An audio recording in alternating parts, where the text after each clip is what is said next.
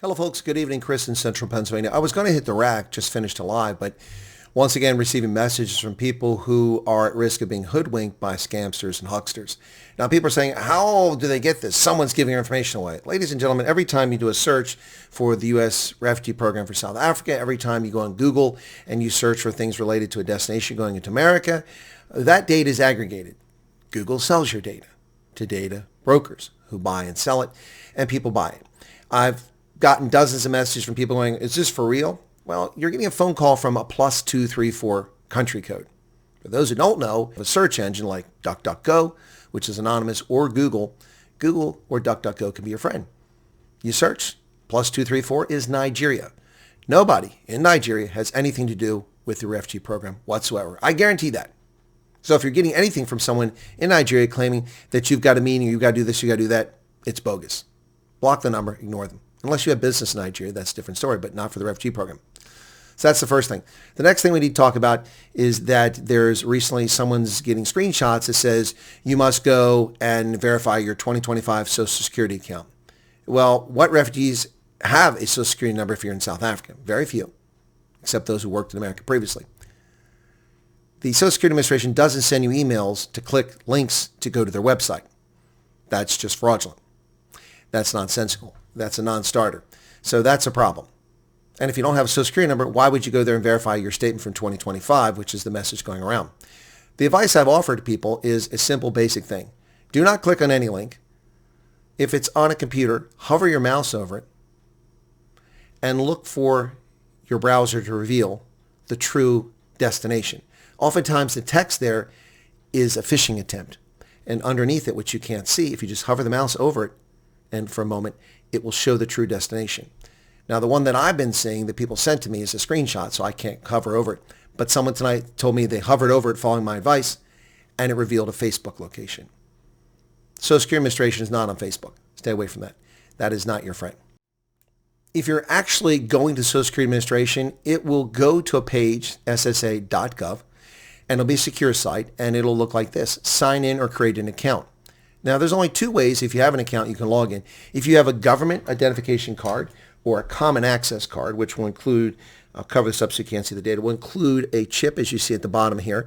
That's a common access card. You'll have one of these if you're in the military or work for the government. And that allows you to get into the government system because it has credentials on it. Okay? So if you have that, you sign in with login.gov.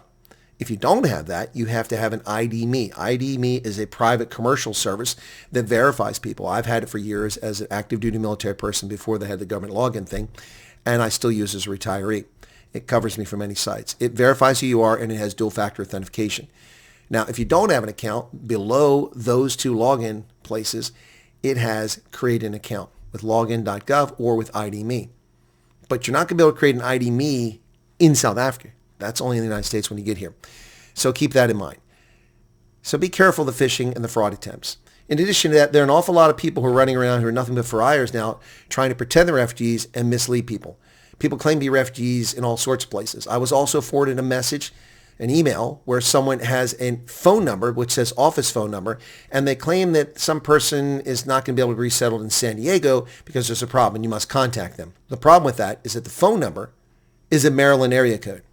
Now, if it's a mobile number, it's possible to have a Maryland area code and be moved around the country. But with a landline, it's impossible to have a 301 area code, which is Maryland exclusively, and be in San Diego. So something is strange here. And it wasn't like it was coming from a headquarters organization. It was coming from a purported case officer. You need to be very careful. There are a lot of people out there now trying to mislead you, dissuade you, and panic you. I spend 15 to 20% of my time now dealing with these fakesters, just from the people who contact me. It's eating up a lot of time. You all need to be more discerning about where information comes from. It's like when RSC started calling people, well, I'm getting a call from Kenya. Yeah, well, they sent you an email and gave you a list of numbers. Print the numbers out, pay attention where the phone call comes from. But I got a number from South Africa. Well, it may have been routed through the U.S. Embassy. But I've talked to an American, but it has a South African number. Well, some Americans work in South African embassy. Others get their calls routed from America. You just need to be more aware and astute about what's going on here. But just be careful out there, folks. There's a lot of people who are spreading nonsense, lying about the program, and misleading people. Again, the program costs you nothing, save paying for your flights. You will have to pay for your flights, but not up front. The International Organization of Migration, the IOM, pays for your flights at a discounted government rate. You get an interest-free loan, which isn't due the first payment until 6 months after you arrive. And if you don't have the resources at that point because of a large family and you don't have enough income, you simply ask for a rescheduling or a delay, a postponement, and they'll accommodate you. And that's how it works. But you pay for nothing. You don't pay for medical examinations.